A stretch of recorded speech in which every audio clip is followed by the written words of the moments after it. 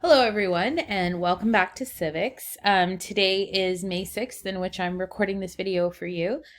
What I would like you to do is go on to our content section of D2L, and we've already done looking at the informed citizen, and we've already completed a little bit about the goals, a little bit about rights and responsibilities, and getting into the unit. Today, what I'd like you to do as you're completing your summative assignment is to look at the Canadian Charter of Rights and Freedom activity.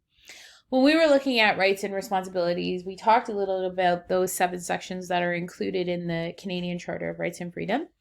And what I want you to do today is use this jigsaw over here to help you use this jigsaw over here. I'm trying to move it on my screen. There we go.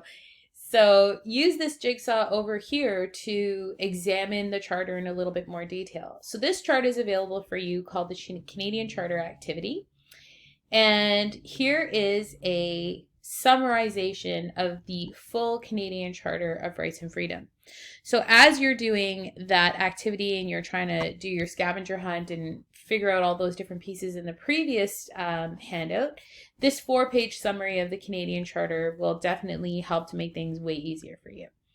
So that's for today's activity. I'm going to put this in our assignment Dropbox. This is a formative task, and it is not worth any marks towards your final mark, but I'll be just checking it over to make sure that you've understood what I need you to understand about the Canadian Charter.